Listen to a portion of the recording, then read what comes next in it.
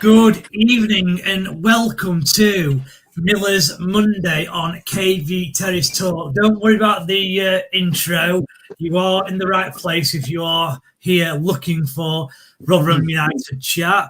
And we're here again with the same panel that we seem to have had for the last few weeks. It's myself who's hosting. Again, Lee, bless his cotton socks, he's still really struggling with his throat.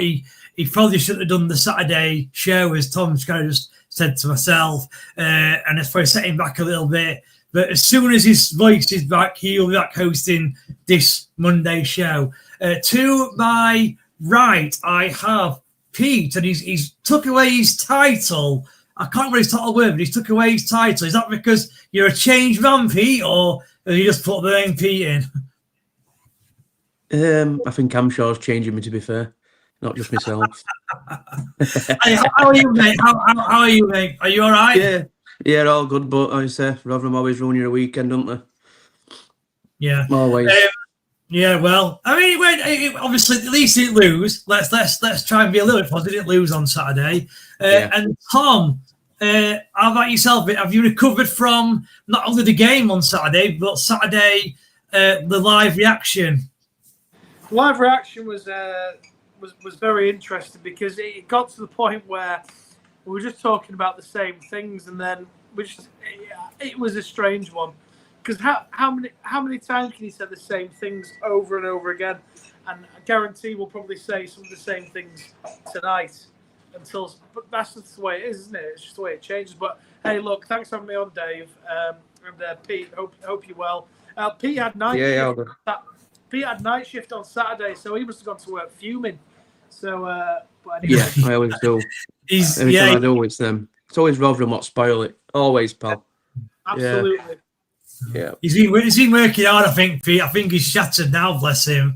Yeah, You're right, Tom. You know, when we obviously do these shows, the host, they have to come up with some sort of agenda, and we are almost, I'm basically copy and pasting the agenda from last week or the week before because it's all the same things. Right, we are going to discuss the game on Saturday against Wimbledon. We are going to discuss the upcoming game against Northampton. But before we go into those, I did want to just touch on Terry Stewart. So the sad news coming out of Rotherham United today is that Terry Stewart has sadly passed away. Terry was Tony's twin brother, and I believe he was involved with Rotherham as much as not as much as Tony, but as much as he could be. As far as I'm aware, he loved the club, and yeah, that is a bit of a sad miss. I think he's died of some sort of illness, so it wasn't natural cause or anything like that. So hopefully we've got a minute of silence or a minute of applause, 1 or 2 on Tuesday. Hopefully the fans do give him a good send off. Pete, did you know much about Terry, like what he did for the club, or did you know anything about him? Or not really? I didn't know he was Tony's twin brother, to be fair. So I don't really know much about him. Did Jay was his brother now, at least brother, or? Yeah. I didn't know he was his twin brother. I didn't know that. Yeah. Well, like you, Tom, did you know much about him? I just thought I'd talk about him for a couple of minutes. That were all. No. Once again, it's very sad news coming out of the club. It's after a long illness, I've read. But was Terry not the bloke that Wayne Rooney complained about? I don't know. Do you not remember that match when it was COVID and every so often it was going, "Go on, the Millers," or whatever. No, I thought that was Tony. I thought that was Tony doing that personally, but I thought it was Tony. It turned out it was one of. It was. I don't know if Tony's got another brother, but I think he was. I don't know. I could be wrong, and somebody might want to correct me here. I'm fairly certain he's the one that Wayne Rooney had a bit of a meltdown about during COVID. But anyway, he could do. Rest in peace, Terry. To be fair, he could do. To be fair, I honestly don't really know. But yeah, well, there is another Stewart. There's Richard Stewart as well. Obviously, he's related to Tony and Terry, so I don't know if it's him you could have gone about. Anyway, let's move on. But again, before we go into the Wimbledon review, so as I'm sure you've seen, the football club have announced that as you walk down Don Street, there are now pictures of legendary players from the history of Rotherham United. So, Tom, what's your thoughts on that? I mean, do you like it? Does it make a difference to your match experience? What are your thoughts? Do you know what? I mean, I got alerted to this because I think it was you, Pete, that put it in the group chat, wasn't it? And then the question was asked, what are legacy numbers? And I summarised that it is their point in time with Rotherham. So if you were the first player for Rotherham, you'd be number 1. If you were the 325th player to be signed for Rotherham, you're 325. So every player in the squad currently now has a legacy number. Do you know what? Do you know what I like about it? And I believe Ben, who was on the Sunday service yesterday, and Adam spoke about this on Saturday. He went with his dad. Ben went with his granddad. It'd be nice for families to go and say, "Hey, up, Dad, who's that?" And they can say, "Oh, look, that's Tony Towner, or that's Ronnie Moore. What was he like?" And I like it. Don't be wrong, it's bare minimum stuff, right? But I actually really like it, because if I was to take my little girl to a game now, I mean, she's not been for a while, she'd point and say, "Who's that?" And I'd say, "Look, that's Alan Lee. Let me tell you a story about Alan Lee against Brentford in, whatever year it was." And it's nice, and it goes through the generations of Rotherham United supporters. So no, I'm all for that. I think it's a bit late in the day. We're celebrating the centenary year, and we've come out with this randomly and towards the end of January. But look, I'm not against it. I think it's great, but I think a lot more could be done personally. Yeah, agree. And Pete, what are your thoughts on it? I mean, I assume are you going to match tomorrow, Pete? Yeah, all being well, pal. So tomorrow, the first time you'll be able to walk down Don Street with these, I don't know, player pictures or whatever they are. Are you looking forward to it, or does nothing change for you? It should have been done years ago.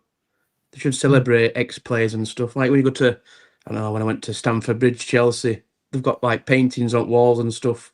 Same at Newcastle, innit? When you go to ground, there's stuff everywhere. Rotherham's got now, have they?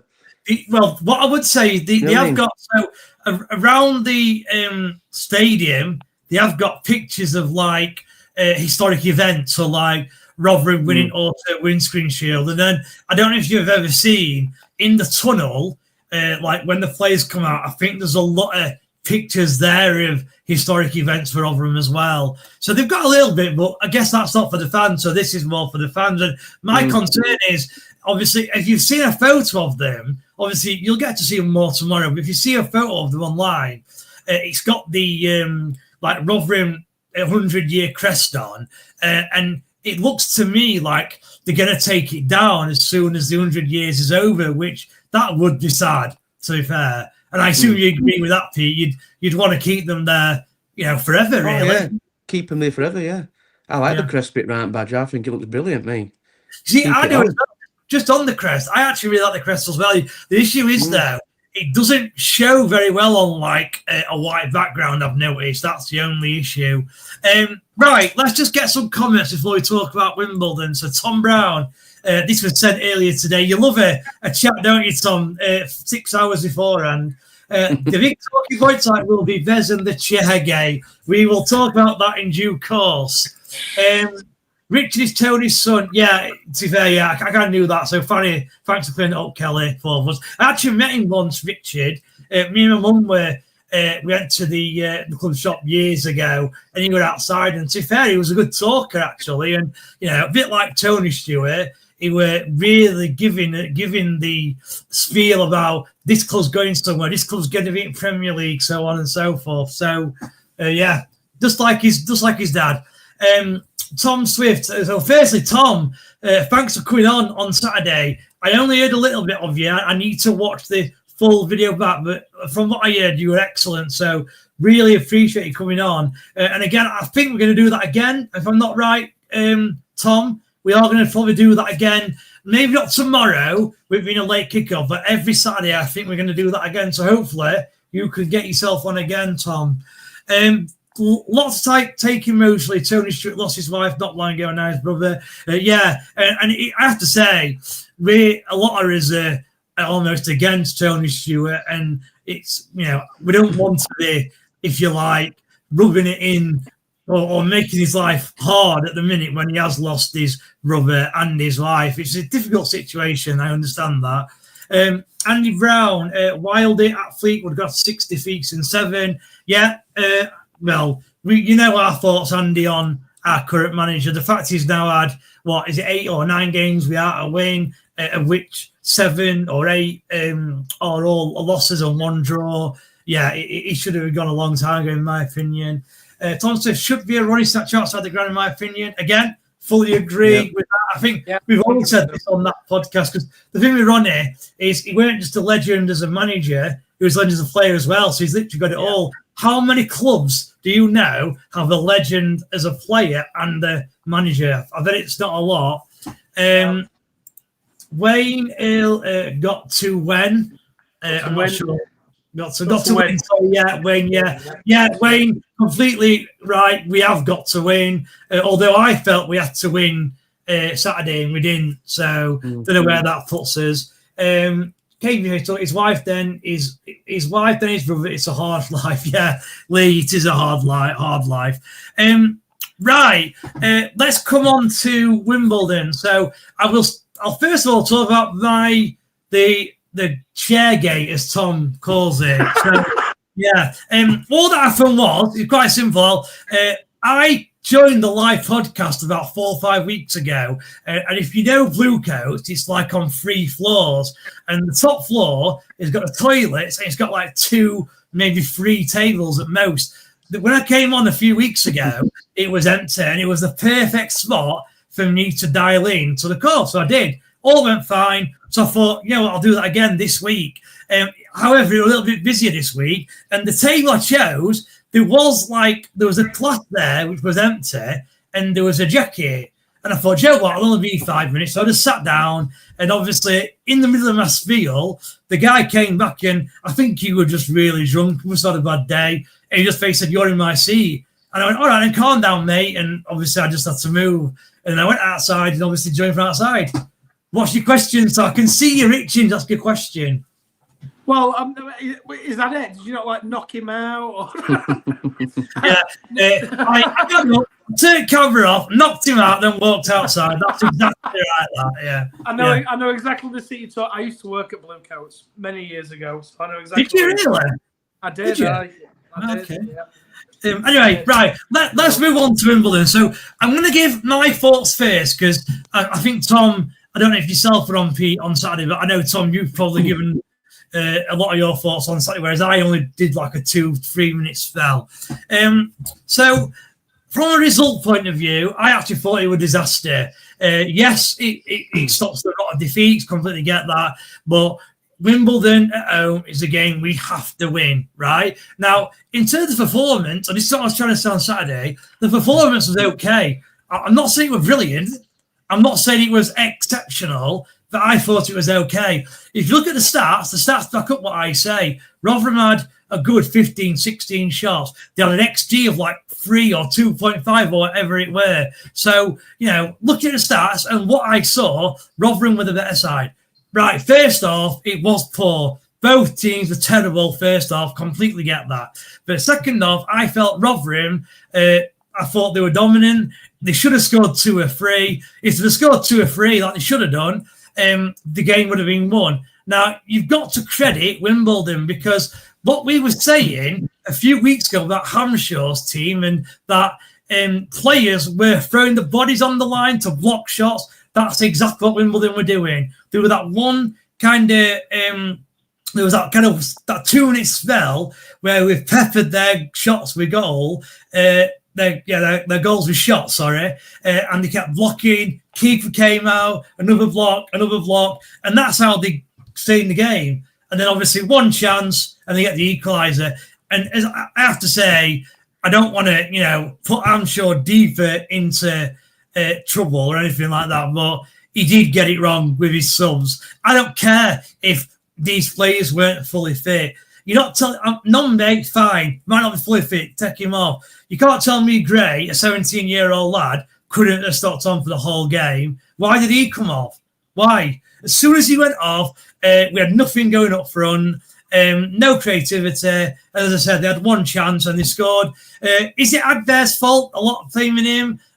I think you can blame Agder and you can blame Jules. The striker, we're kind of in the middle of the two. But for me, it was the cross. Like someone, I think it was Rafferty, closed the winger down. The winger kind of pulled it back to the fullback. Where's the midfielder? Like closing the full. He had a free cross into the box. A free cross. And free cross, free header, 1-1. And that was it. I'm going to come to you first, Pete. I don't know how long you're on side, as I said. But, Pete, what were your thoughts on the game?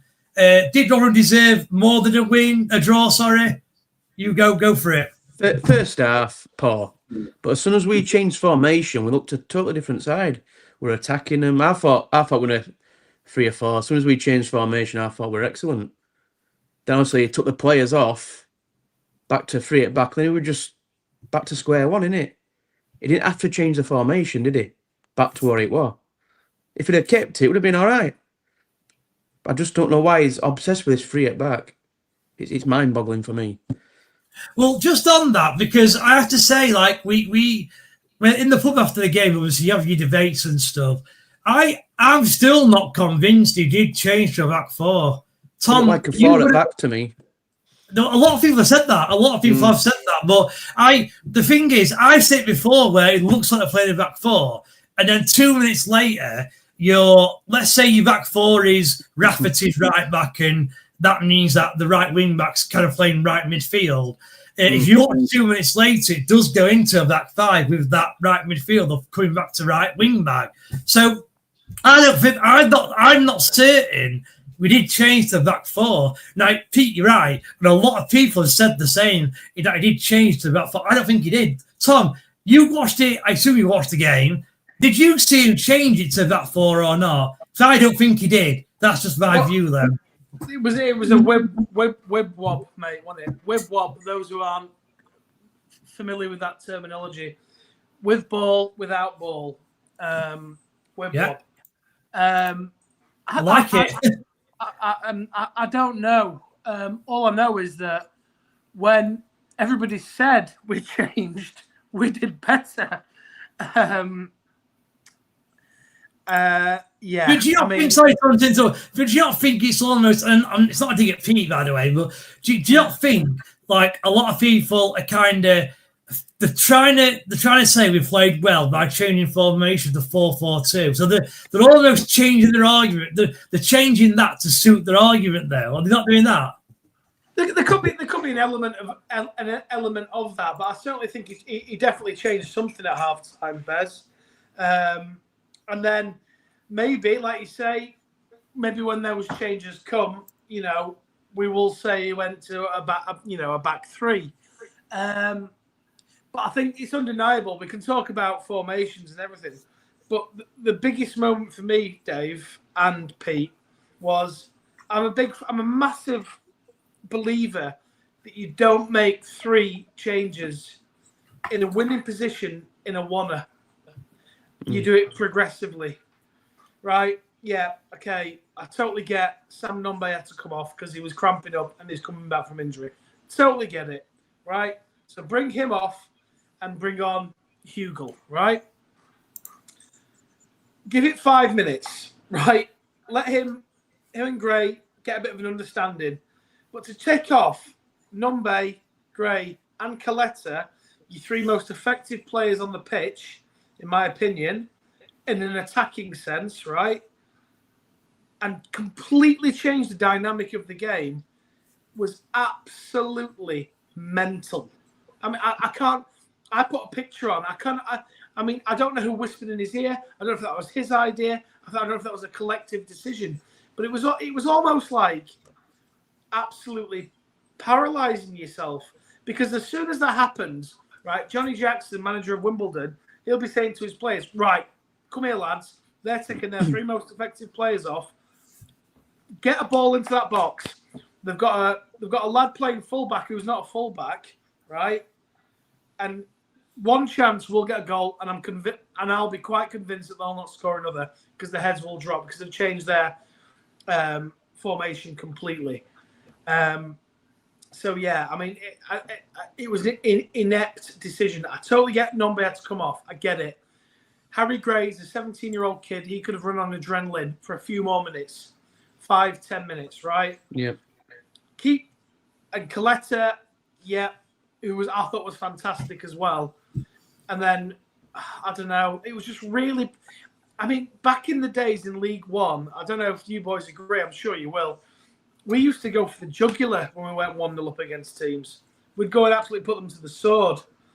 And yes, we had shots, we had a decent XG of 3, as you were saying, Bez, but it's just not falling for us. And I think at 1-0, I would have been inclined to say, no matter what happens, we need to win this 1-0.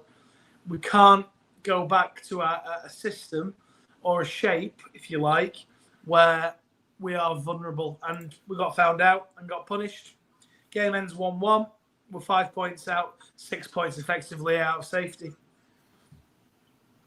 Yeah, and just on your, the subs, I completely agree with you. I mean, and this just show signs of an inexperienced manager. If you're wanting to make 3 subs and you win game 1-0, you make 1 sub after 75, 1 after 80, 1 after 85, 1 after 90, and guess what it does every time you make a sub? Slows the game down. But what we did is make 3 subs in one go. And I just don't. I mean, Coletta, there was no way. I get Nombe. We all get Nombe. Fine. So take him off. But Coletta and Gray, I thought they looked fine.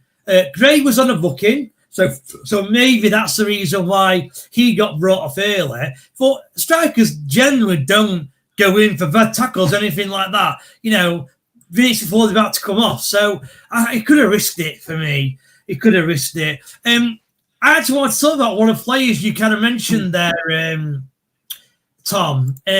Now, I was going to quickly go through each individual player like we used to do with the player ratings, but I wanted to kind of discuss Coletta because I felt I've always liked Marvin Coletta. Like every time I watch him, he's got something. He's got pace. He can beat a man. His end product might not be there yet, but you can definitely train that in him. He's only like 19, 20, 21-year-old. So I was just wondering, Pete, what are your thoughts on Coletta? Do you like him? Can he go the distance? I love him. He's a player what we need to take a player on, isn't he? He reminds me of Ogbenny, a bit of Ogbenny in him. He's direct. That's what we need. Get by as good as Ogbenny or not quite? Time will tell, when we don't know. He's still young, isn't he? He's got time on his side. If we keep him fit, he's an asset. He can change a game. And I'm assuming you wouldn't have took him off either then on Saturday. No, unless he's been injured a lot, and so it could be because of that. Okay. So I don't and know. just quickly, I'll read the comments in a minute. But Tom, what are your thoughts on Coletta? You already gave him a glowing reference. But thoughts on him overall? I thought it was really good on Saturday. Once again, Dave, we go back to it. It's individual performances, not team performances. Yeah, we need a team performance, not random individuals on different sections of the pitch. So big fan of Marvin Coletta, and I thought he's got tic tacs for shin pads, but I mean, obviously that works for him. Listen, I think he's great, and hopefully he's raring to go tomorrow because we're going to need him. Yeah, agreed. Yeah, right. Let's just read some comments because there are quite a few coming through. So Wayne Earl will be here next season, and Wayne is a great point. To me personally, I don't know for Pete. I can't speak for Pete and Tom, but don't matter what league they're in, I'll always support them. Always go and watch them. And I assume Pete, same for you. Yeah. And whatever Tom, league they're in. Yeah. 100%. Yeah. 100%. Yeah. So there you go. Matt will be there next season. Let's just quickly touch on, I'm sure, because there's not a lot more we can really, go on. We all now want him gone, even those who were unsure or those who wanted to keep him. A lot over this weekend have kind of transferred over to wanting him gone. So the only thing I want to talk about is whether we think he'll be here next season. So I'm going to start with Pete first. So do you think Hampshire will be here next season, yes or no? Depends what league we're in, doesn't it? No, I don't think he'll be here. I think he'll be gone after Tuesday if we lose. Okay. If we win Tuesday, what'll happen? He's kept in the job for another week, isn't he? So you think that he's literally on the edge of being sacked, and then one bad result or bad run and he's gone, right? Okay, I think so. Yeah. Okay, Tom, what about you? I made a point last night on the Sunday service, and I've not even looked up myself yet. How many managers have had outside of administration clubs? How many managers have given this much time taking 1 point out of 24 and not losing the job in any league, in any league? It's unheard of, isn't it? It's unheard of. It's unheard of. Unless you're in administration where they can't afford to sack managers, blah, blah, blah. I totally get that. But, I mean, I don't know. I thought the game was up 3 games ago. And now we're 3 games into the future.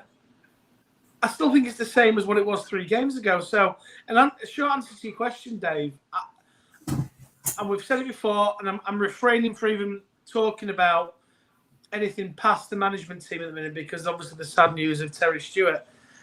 I don't. There's something cooking in the background. I'm not sure what it is. Surely, if we lose, if we lose tomorrow, right, and he's not relieved of his duties, he will never get relieved of his duties under the current ownership. Well, when I watch it on when I watch a game on iPlayer, they kept zooming into Amshaw. His body language was all over the place. He just looked a man who were done for me. I think he wants out, Pete. I do. Yeah. But you're not going to walk away, are you?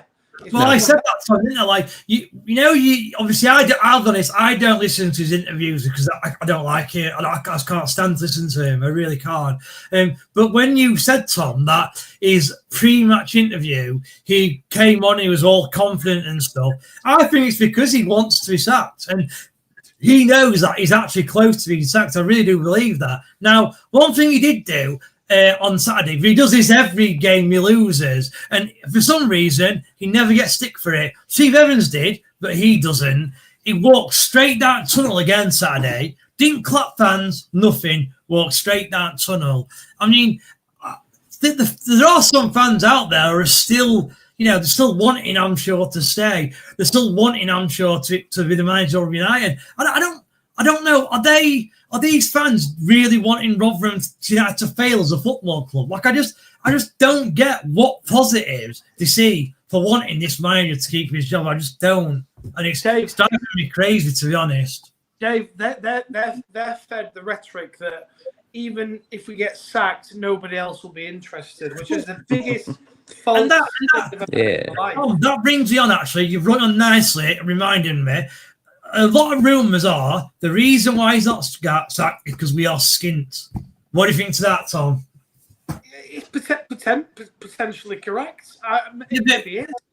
But okay, when we heard Douglas's interview, and I know a lot of it was rubbish, right? But one thing we agreed that he said was that when a manager wanted a player, the manager would go to the chairman and say, or Rob Scott, whatever, and say, "I want this player, right?" And then they'd present the player to Tony Stewart, and more than likely he'd say, "Yeah, you can have him." So if that's the case, then surely it's almost the same as this. Rob Scott can go, or whoever can go to the Tony Stewart and say, "This ain't working. It'll cost us this to get rid of him. So can it be done?" And I think Stewart would just say yes. I don't think he's got an alliance to the manager.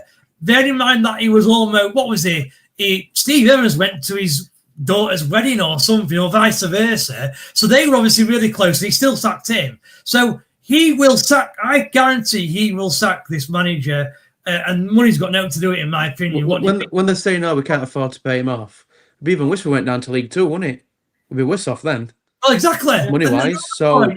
Another good point. So we keep him, yeah, we save that money, but you're right, we lose the money going down to League Two. I completely agree. Right then, let's just go through some more comments. Go on, Tom. No. What I'm going to say is that I completely agree with both of you, but we've never been in this situation where he hasn't pulled the trigger. after such a bad run of performances. This is the worst it's been. So. Wayne Matt will be here next season. I was a big fan of Hanshaw. I was a big Hanshaw fan, but how's he not gone yet? Yeah, we've just spoke about that. Will not get rid yet, you've already said. Tom Swift disgraceful for its first half, better second, then Hanshaw killed it with tactical suicide. Completely agree with all of that, Tom. Rotherham Gaming, hello or goodbye. I don't know what that one is. The Pet Empire. I think Rotherham should be renamed Romanham. Okay. Scott Kent, we started the game quickly for 10 minutes. Second half, when he switched to 4-4-2, he was excellent for 25 minutes. Wimbledon couldn't live with us. As soon as he went back to 3-5-2, it killed us. And yet, as I said, a lot of fans have said that, to be fair. Scott Kent, all he needs to do was push Mort alongside Hugel and move it lanes to the right. Harry, anyone else really overexcited to watch the especially Rotherham United team on a cold Tuesday night? Harry, I don't, you're right. I mean, one thing I will say is the crowd on Saturday, they reported like below 8,000, which I was surprised at, because even though the ground was being a lot emptier than that in recent weeks, it's still been over 8,000. And that tells me that, one, obviously, a lot of paying fans who get tickets on the day have stopped coming. And two, I do think some people have cancelled the season ticket. I really do. Because to me, how can you go from having over 8,000 where the stadium's empty to, because I didn't think it was that empty actually on Saturday. I thought it weren't full, but it weren't like empty like it were a month ago. I didn't think. Did you go to game, Pete, on Saturday?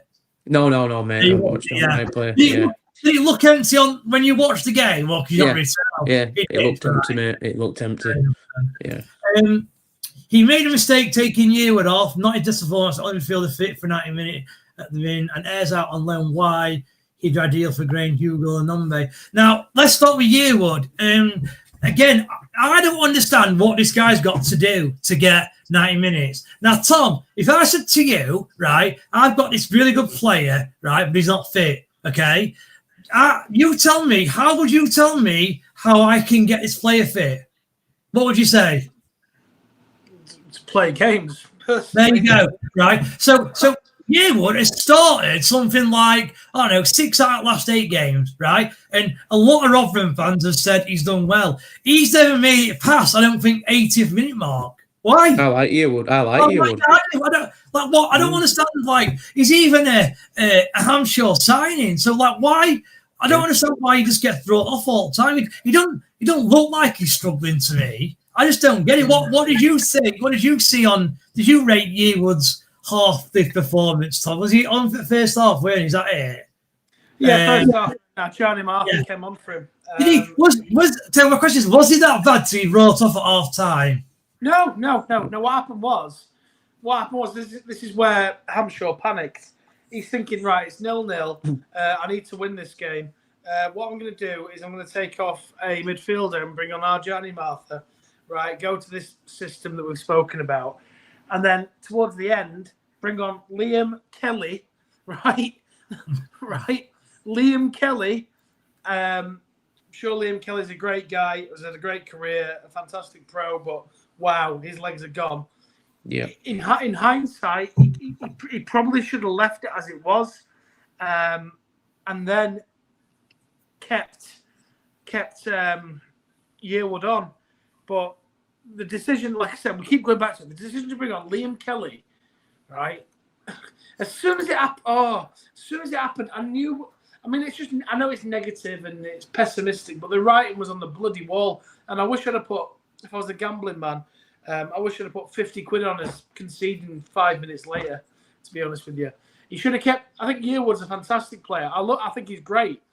But to hook him off at half time for a system change, I think was absolutely stupid. He should have kept him on, maybe shuffled things around and not change anything at half time. And then see where we are. Once I'm confident would have still been winning at this point, would have gone on to get a goal. I guarantee we would have done. And then you've got Yearwood on there, and then you don't potentially have to bring on Liam Kelly, for example. But look, Do you know what is interesting, Tom? Right, when you were talking then, and it kind of comes to me then, right? This podcast, so me, you, not yourself, Pete, as such, because it was early on, but me, you, Lee, right? We have said that we think that this is the best midfielder in this division, right? And I think we're sat here now thinking we need a couple of midfielders. Yeah. We need Dan Gorback, don't we? Get Goran Spence. Yeah, but you ring Gorback, because Spence did play on Saturday, so you ring Gorback and you're still going to ring someone like Kelly on, aren't you? Because obviously Yearwood went off. I know it off for Marta, but if you're taking Yearwood off for Gore, for argument's sake, you're going to bring Kelly on for another midfielder, aren't you?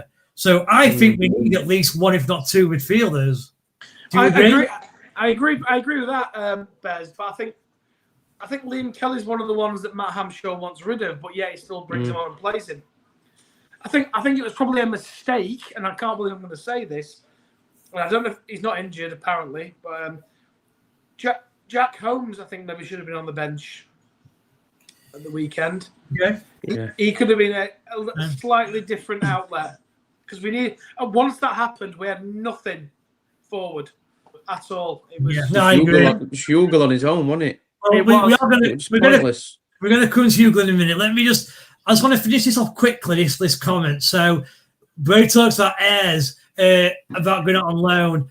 My personal view is that Ayres is better out on loan because I just don't think he's good enough. I think the fact that when he came on in the first half against Luton and then he got took off after 70 minutes kind of tells you something. He's nowhere near the level. I get he might be more mobile than a Hugo because Hugo's obviously 33, 34 now, but he's not the answer. Like, I'd rather, and it looks like we are going to, I'd rather sign another player on loan than, keep Josh Ayres. What are your thoughts on Josh Ayres, Pete? Do you agree? Yeah, problem with Rotherham youngsters, we never loan them to a league club, do we? It's always non-league. Well, yeah, but to me, that shows how good they are. But why would we send them to a league club and obviously get more match experience in the league? It's non-league. He's not good enough to get a league club. That's why. This is the thing, right? It makes you laugh when, like, a lot of Rotherham fans were pining for Ayres to come on. Like, don't bring Hugo on. Get Ayres on. Bloody hell. And then 3 weeks later, he's gone on loan to bloody Alfreton Town, who were literally like level 8 or 7. I'm telling no disrespect to the lad, he's just not good enough to be at this level. He's not good to a League 2 level. He's not good enough to National League level. That's how far down he is. And to me, that's why he needs to go on loan. Right, Lucas Chinge, Hughley's finished. We need a new striker before the window closes. That Ryan Wall looks like a player. So, first of all, Lucas, I think we are going to bring another striker in. That Ryan one is supposed to be one who we're looking at. And obviously, you've got the Man U kid as well. I forgot his name, like an Italian name, but he's Welsh, isn't he? Hugo, I have to say, I've always liked Hugo, but I just wonder now if you're right and he actually is finished. He's never had pace anyway, and he's now 33, good on 34. And when he did come on Saturday, I actually felt he did really struggle, personally. I think you're right, Tommy, what you were saying, where we took, Gray, Nombe and Coletta off, and we didn't look any threat going forward. I think part of that was because Hugo were up front on his own.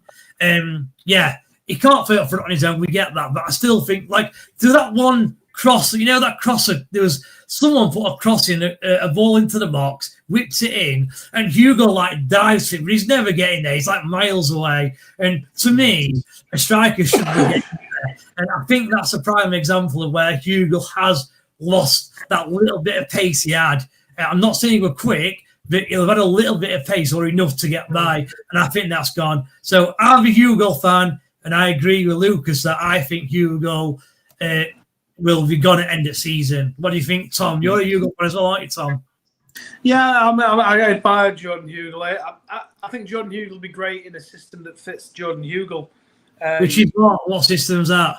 Well, Rotherham United of old, isn't it? 4-4-2, wingers, crosses in the box. Crosses in the box. Yep. That's you put Alan Lee in this team, it'd be the same. Some might argue differently against that. I think Hugill in a team where you've got, I'll go back to the days of Alan Lee and Mark Robbins, little and large. Yeah, I mean, it'd be a different story. Sedgy, Monkey, whoever putting balls in the box, great. However, we're not playing that system, and it's just never gonna suit Jordan Hugill.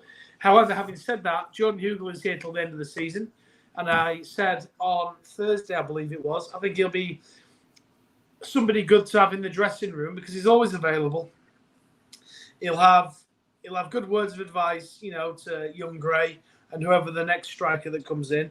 He'll always be there if we need him to come on for 10 minutes, 5 minutes, 2 minutes, you name it, a defensive corner, he'll be there, right? It is what it is. He's picking up his wages. That's not his fault. That's what he gets paid. And good luck to the lad. And he's here till the end of the season. End of. And and I'd say the comment there about he's good to defending corners, I think is spot on because he does. If you notice when we are defending corners, he wins a lot of headers in there. So I think that's a great point. Headers, surely someone on the coach staff needs to tell Hamid the 4-4-2 was way better. I think he's just scared to be proven wrong. The wing-back formation is awful. And I think, we've already discussed the 4-4-2 side of it. I do think that could be a case where he's so desperate for this 3-5-2 to work that maybe if you did change the 4-4-2, then go back to 3-5-2, he did it so he could say, well, we're in 3-5-2 most of the game and won. I just wonder if that's the reason why. I don't know. Paul, I think Ryan wanted to go into Barnsley. Okay, I'll have to ask our source because I was in the impression he was going to Rotherham, but we'll try and find out for you, Paul. Let you know. Harry, nothing but a snooze fest. Entertainment sport with zero excitement from the coach and management. Yeah, I agree with you there, Harry. Andy Brown, we're non-existent. That stuff in crosses coming in. And again. This is what we talked about on Thursday, actually. We seem to concede a lot of our goals from wide areas, and that point that I made at the start where the winger is dragged our right defender out, which is Rafferty, and played it back to an oncoming fullback who's free, and he puts a free ball in with a free header as well. So, what is if you stop the crosses, you stop the goals? That's the saying I was always taught at school. Gray was ill, apparently. We didn't look at again. If that's what he's saying, I'm sure he's probably used it as an excuse, I'd imagine. No need to make the half time, still take gear off Marta. Agree. Lucas, I thought it was Spence that came off for Marta. No, it was Yearwood, wasn't it? It was Yearwood, yeah. It was Yearwood. And Spence came off for about 70 minutes from McWilliams. If things change, then he will be in next year. But as things stand, he'll be gone soon, hopefully. Yeah, hopefully he's gone. Yeah. Andy Brown. Anyone heard rumours there's some major investment coming from a local businessman? Andy, we did have rumours last week actually, but they do seem to have gone quiet. So I'm not sure where we are. Again, we'll try and find out for you. New owners will sack him. Again, agreed. Tom Swift, if he's in charge and we are League Two again, we'll be risk of dropping National League. I said before a ball was kicked this season, we'd be in a relegation battle. And yeah, that's my worry as well. If he was in charge, I don't think he would be. If he was in charge, there is a risk we could go down to the conference. I agree. Scott, if we sack him, we'll end up with MK Dons in a week. Not within a week, but I agree it'll end up in Paul Warren's staff at some point. Hamshield's looking for payoff this rate. Yeah, we agree. I thought the cut was full and usual. Again, that's what I thought, Callum. I agree with you. It tells you it's all about switches formation back with bringing a midfielder on for a wing back. No way Martin and Kelly should have gone that pitch ahead of Yearwood. Martin missed a glorious chance and shied out of the tackles and never took a man on. He isn't interested in, so we'll get clarification. Now, let's quickly talk about Martin. So, Pete, I want to come to you. So, Hamshaw really likes Marta because he kicks him almost every week. Now, on Saturday, he was obviously dropped and on the bench, but he came on half time. So you could tell the manager were desperate to get him on. What are your thoughts on Marta as a whole? He's a tough one, Marta, isn't he? It can change a game, but sometimes you won't bother. Like you say, World Cup, don't want to make a challenge. I think it's coaching. Get a good coaching. I said you've got a cracking player here. I think same with Denzel, similar player. So what with Marta then? You bring a good coach in. What sort of play would we see? Do you think if we had a good coach in? Like what type of play would we get? A decent winger, left hand side, taking players on. Okay. That's where I see him as.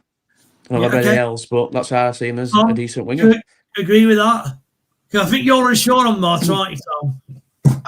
I think he needs to hit the gym, and he needs to chuck a bit of steel. To be honest with you, but at the same time, I agree with Pete. I mean, although when I watched him live, it was against Blackpool, and he actually did all right. I mean, he linked up play well between the midfield and attack. Look, end of the day, he's a League One player, right? At Rotherham United, 23rd in League One. He's got one eye, right, on going to the USA, Canada, and Mexico in the summer at the World Cup. There is not a chance in hell he will want to get injured, right? And at the same time, he's probably want to make sure he cements his place in that team, but I think he will anyway because of his qualification campaign. Look, for me, I don't trust him. I don't trust him, and until he starts to show some grit, determination, and a bit of toughness, I certainly wouldn't be playing him as a main role personally. He's a luxury player, isn't he? If we're top at league, top at league, we're laughing, aren't we? Do you know what he needs? Different then. Do you know what he needs? And it's just come to me now. You were talking there, Tom. So we've said, haven't we, like a lot of Rotherham youngsters always go on loan to like Alfreton or Frickley Athletic or whatever. Why don't we get this lad out on loan? And if he goes out on loan, I reckon he could go to a League One, maybe League Two team. I really do. Would you do that? Well, you say to him, look, we know you've got the ability, but you're not showing it. We're going to get you out on loan for 6 months, go and prove it. Would you do that? I'd put him to League Two, yeah, I would. Okay, fair enough. Martin Miller, year when Scott's played, sign him for Brentford and then try sign him in the summer with us. Yeah, to be fair, Martin Miller, I think that most of the summer signings were Scott's players. I think one of the reasons why Evans got sacked relatively quickly, let's say, is because he doesn't work with a director of football or head of recruitment, whatever you want to call him. Whereas Hampshire, he does. He's a yes man. And I think that's one reason why he's probably still in the job, to be honest with you. So I think, yeah, a lot of the signings are probably Scott's signings. I agree Tom Holmes should be on the bench. So obviously he don't mean Tom Holmes. I think he means Tom, and then Jack Holmes should be on the bench. Oh, yeah, right. Yeah, he does, doesn't he? That's what he means, yeah. Yeah. Did you not get it until I read it? I didn't actually. But I tell you what, you should be like Susie Dent off Countdown, mate. We are desperate for wingers, and with Jack Holmes should have been on in replace of Claire. Yeah, Tom's already said that, a few others as well, to be fair. And this is the thing, right? We've still not really got wingers at the club there. Like, you can say Martyrs, you can say Jack Holmes, but neither are good enough to start in this 11. No. So we've really got no wingers, really.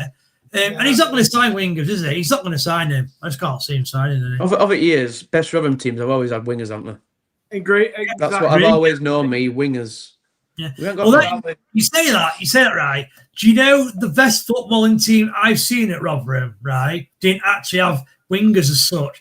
The best team I saw was the Steve Evans team in the Championship, where they had Tom Lawrence on loan. And that team, honestly, I love that team. Like, I suppose it were wingers to an extent, because it were Emmanuel Ledesma. They were more like a inside forward than a winger, I suppose. So slightly different role. But yeah, that was actually my favourite ever Rotherham team, because going forward, they had it weren't like a direct style. It were a good passing style, that. And I loved Tom Lawrence. I really liked him at Rotherham. Great player. Yeah, great player. Yeah. Do you think with the JJ, Wayne, we needed to not assign him in first place? That has to go down as one of the worst ever decisions of this football club. Wayne, I think somebody mentioned today, we don't even know if he's alive. We don't know where he is. Yeah.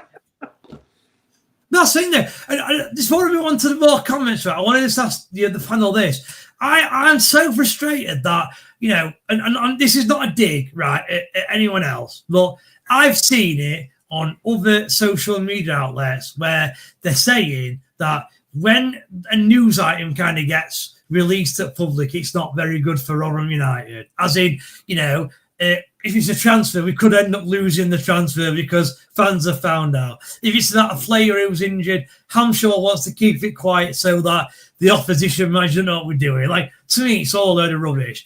The fans deserve to know what's going on. They deserve to know how long Dan Gore's out for. Is Dan Gore at Rotherham? Is he at Man U? Is he staying on loan? And it really winds up that we never get anything. I never hear the club. Like, you're right, Tom. Coyote, where is he? Like, seriously, like, is he actually injured? Is he fit? Honestly, do you know? Do you know, Pete? Is he in this cupboard here? No, he's not there. He's not there. Where is he? Like, where is he? I just find it amazed that other people on social media, other fans, think it's right that we keep this, a secret from our fans. Why? The fans find out. The fans find out Coyote's fit. I don't think opposite manager's going to panic in his boots. It's bloody Coyote, for God's sake. Go on, Tom. Right. So what we do know about Joshua Coyote is that he lives with Lenny Agbayari, doesn't he? I didn't even know that. I didn't know that. Yeah, they live together, right? They share a flat, right? The next thing is, the incredible reporter that is Paul Davis said today that there was only one player in the treatment room, and that was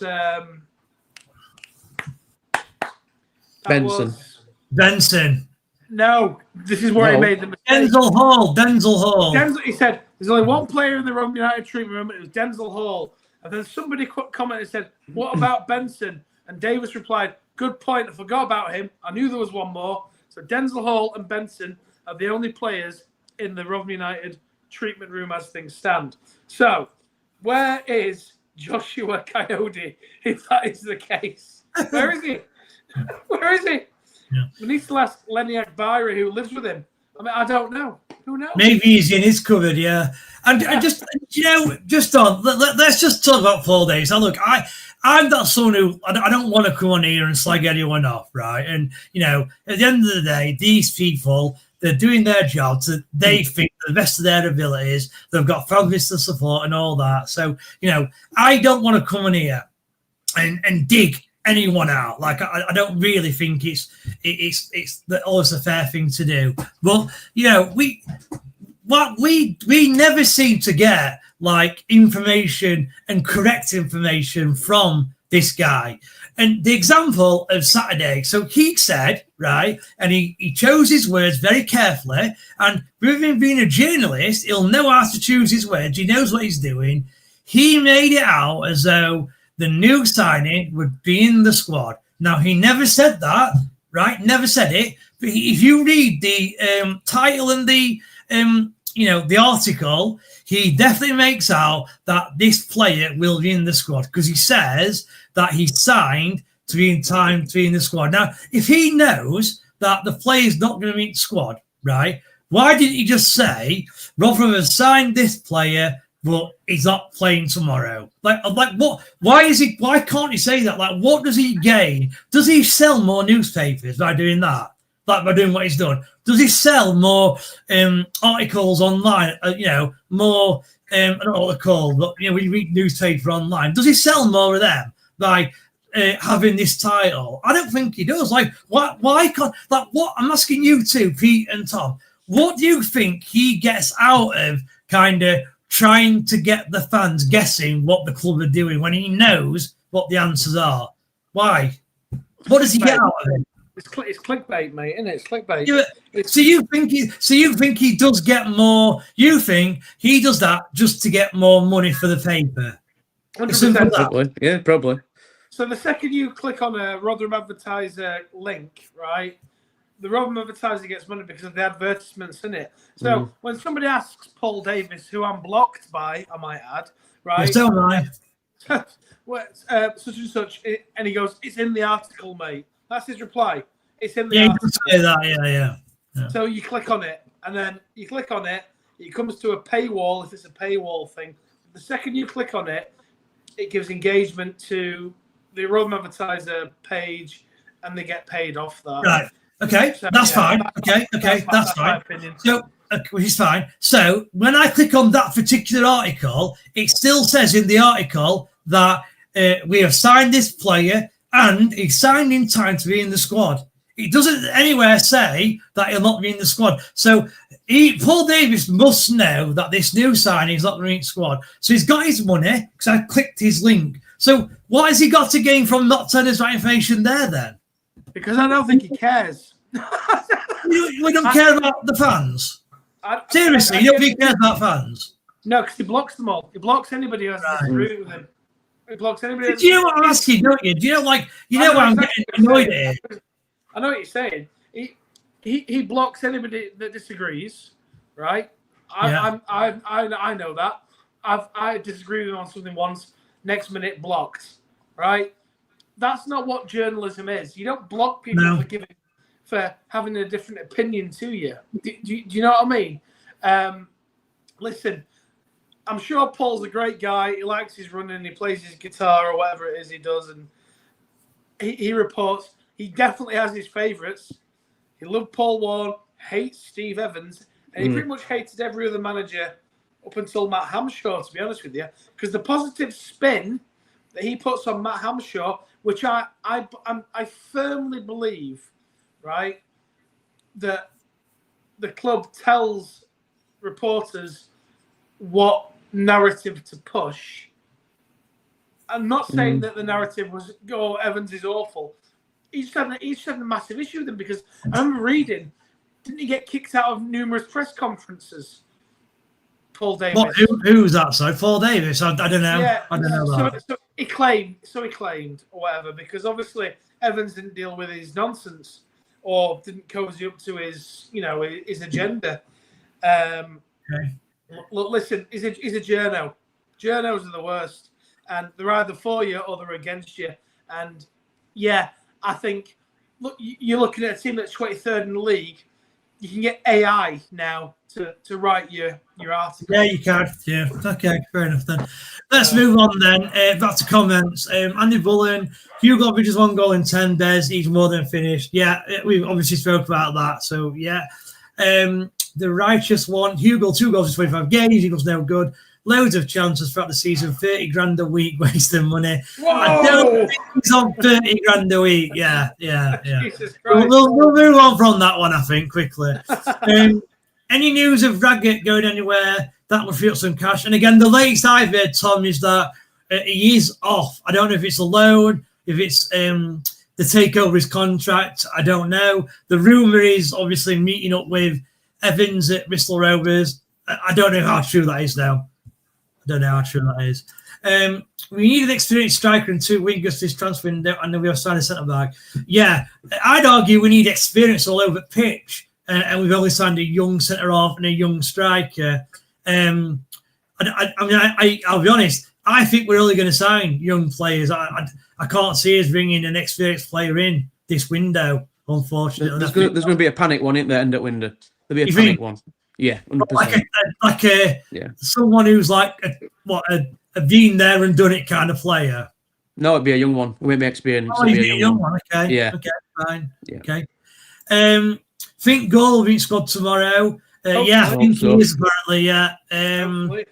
There's no transfers from the club. It gets worse since Anshaw's been in charge. At least Evans was pretty straight about it. Yeah, he were. And again, that's why I liked Evans. To be fair, I felt that he just said it as it were. And look, I actually think the reason Evans kind of failed was because when we had Evans like 10 years ago, football was played a different way back then. You could treat players by almost bullying them. I'm not saying that's right, by the way, but that's what used to happen. You can't do that now. And I think that's why Evans does sometimes struggle. I think he tries to shout at a player, or he'll try in his post-match review, he'll like out a player like Cameron Humphreys, but players can't take it anymore. And Cameron Humphreys, after he got outed, I think he went on a terrible run in terms of how he played. So yeah, he probably needs to adapt a little bit, Evans. So hopefully get it right at Bristol Rovers. The right on your spot on there, Bears. Fans get it dark and check like mugs. Yeah, completely agree. Right, that is all the comments. So we're coming to an hour. Let's quickly talk about Northampton now.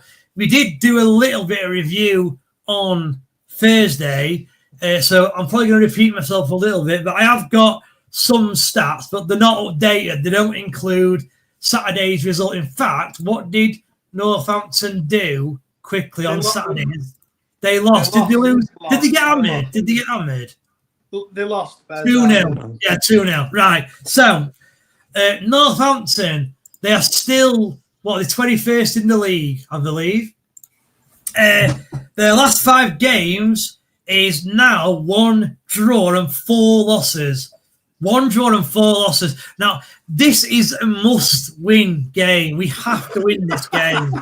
Honestly, I don't want to. I'm prepared to give him a chance, I'm sure, on these 2 games because I said that we want a minimum of 7 points from these 3. So he's got 1. If he gets 2 wins, then fair play. I don't think he'll get that, but if he gets it, fair play. Their manager is Kevin Nolan. They play 3-4-3, which unfortunately means they've got 2 wingers and then 2 wing backs. So if we play our 2 wing backs again, we're going to get overloaded. They scored 23 goals, which is the 2nd lowest in the whole division. So we should keep a clean sheet tomorrow. They've conceded 30 goals, which actually is the 9th there. So they didn't top off the goals conceded. If we can just score a bit like we did against Wimbledon, I do think we'll go on and win game. The top goal scorer, I've already said it, was Sam Hoskins and Tom Eaves. I don't know if they're fit or not. We'll start with Pete. So, Pete, we've got Northampton at home tomorrow. What's your thoughts on the game? Well, last week I was positive. I said we'd get 9 points. Also, we drew Saturday. And we've got tomorrow. I think we'll beat them tomorrow. But what we're going to do, if we score 1, go and score 3 or 4. Just don't sit back. Get at them like we used to. Teams like that. Under current other managers, we used to get at teams and just put them out. It's all done. 3-0 at half time. Game over. But under Hampshire, it's not like that, is it? We go 1-up and we just sit back. Just get at teams. Once we get 1, get a few. And I think we will win tomorrow. Score? 2-0. 2-0. So, obviously, we've had a bit of a debate about did he move to 4-4-2, didn't he? What formation do you think he'll play tomorrow? Not what you want, what do you think he'll play? He's not going to change it, is he? He's going to play 3-5-2, isn't he? Okay. Gray will score tomorrow as well. Gray will score. I'd say on Gray, I actually thought he looked like he didn't do a lot on Saturday, but he looked like a player who's got ability, is what I'd say. Oh, yeah, he's good with his feet, isn't he? He's got to play into his feet. No play on his head, is there? Get it on floor. Yeah. You know what I mean? Tom, what are your thoughts on the game tomorrow? I agree. I completely agree with Pete. We used to, right, back in the day, go 1-0 up. Let the message should be, right, let's go and put these away 30 minutes into this game, right? Mm-hmm. Let's go and have them. Let's not let them play. Let's not sit off. Let's not give another team more possession than us at our gaff. A team that are absolutely garbage against us have more possession, right? Let's go out. Let's absolutely thunderblast them. Let's get 3 goals before half time, and then we can start making changes to preserve players for Exeter on Saturday. Whether that happens or not, I don't know. And I agree with Pete. And I know you can ask me the question, Dave. He'll not change his system, but let's just hope that his system works and we get a comfortable victory. I'm going to go. I think we will concede because I'm going to go 3-1 Rotherham. Okay. I'm going to, so just a prediction from me. I think 1-0 Rotherham. I don't think they'll score. Yeah. And I'm going to agree with Pete. I'm going to go for Gray. Gray scoring. What do you reckon if we lose? God forbid. For me, if you lose or draws, he has to go. I don't know what to say because like Tom said, I felt he had to go 6 weeks ago. We're 6 weeks later having won 0 games. So my mind hadn't changed. I mean, if he won tomorrow, I'd still want him to go. So, yeah, I don't know what else to say about it anymore. Tom, what do you think? Yeah, I mean, even a 5-0 win tomorrow for us, it wouldn't change my mind. It would put a bit of confidence into the game on Saturday, but once again, it might just happen again. And look, I genuinely don't know. What I don't want, right, is for us to lose or not pick up points this Saturday, and then tomorrow, and then Saturday go and lose, because what the hell are we going to talk about for the next few months? I know. If we're in 2030, it's not going to happen. I don't know. So, well, we'll cross that bridge when we get to it. Right, let's finish up with some comments.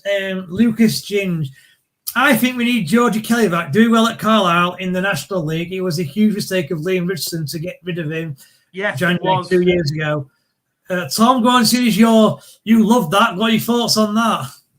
Well, I mean, I live near Carlisle, don't I? And I heard nothing but raving reports. The guy's an absolute poacher, which we know he is. He makes chances out of nothing, which we know he does.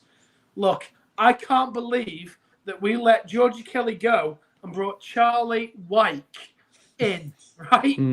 How stupid a decision that was. Guess where Charlie Wyke is? Guess where Charlie Wyke is, Tom? Carlisle? Yep. Yeah. Did you not know? Yeah. No. So, I mean, listen, Georgie Kelly, I'd have had him because the lad's a good speaker. He's a grafter. Yes, I don't want him to start for us, but he's a player that you could bring on and something might happen. It's interesting because when I first saw the message, I thought, bloody hell, I'd be really stupid that low to bring a National League team player in. But if you think about it, the points rate there, so I think you're right. It'd probably suit this team because, if we put balls into a corner, he'll run after him. And he does score goals. He always has done. So, fair play.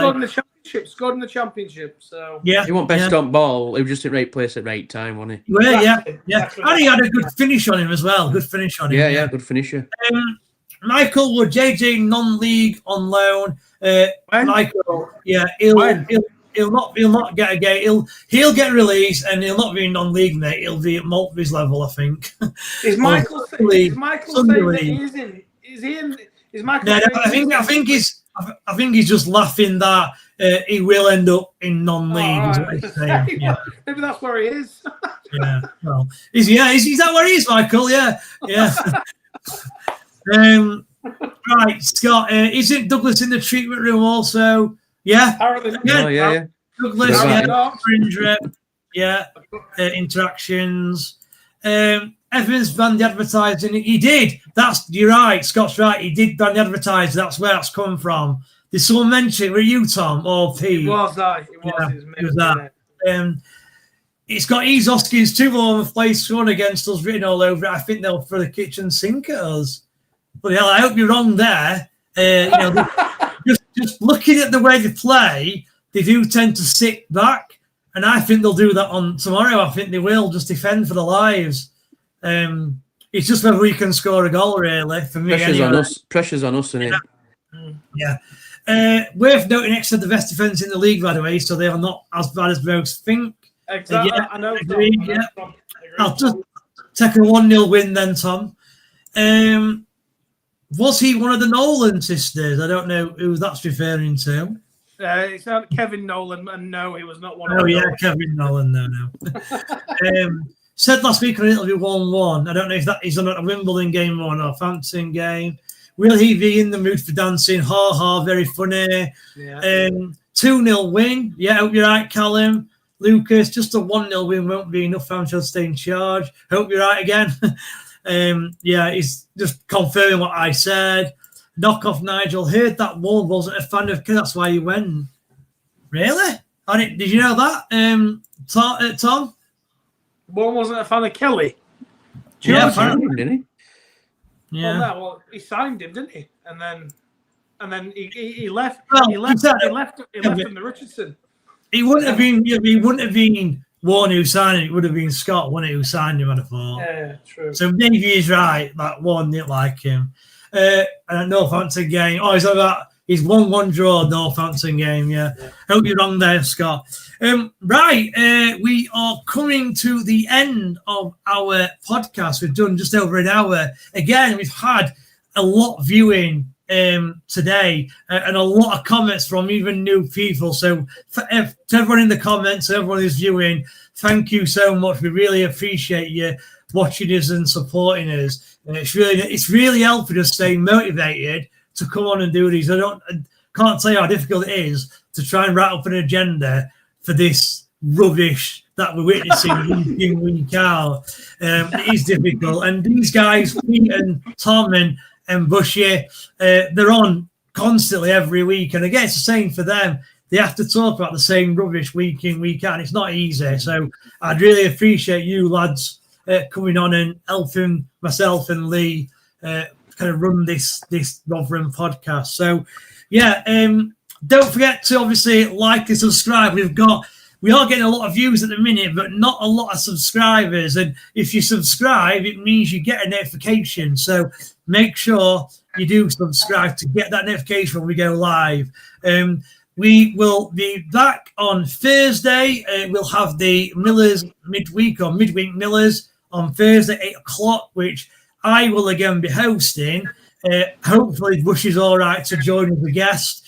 And hopefully Bushy will be doing next Monday's Millers podcast. We've also got the Premier League podcast on Thursday at 7 o'clock. So an hour before the Rotherham one goes live. So if you see like a podcast that's gone live, it's not the Rotherham one, it's the Premier League one. So maybe you should watch that. That's quite a good watch. I've watched it a few times myself, and good host there in Phil. He does a great job. Bless him. And that's it from me. So Pete, thank you very much again. Tom, thank you as always. Let's hope we are witnessing a win tomorrow, please. We are so desperate and we so deserve it. I mean, the many clubs go 10 or 8 or 9 without a win? Not a lot. So surely we get exactly what we deserve. So, yeah, as always, thanks for tuning in. Up the Millers. Come on, you Reds. Bye. Cheers, gents.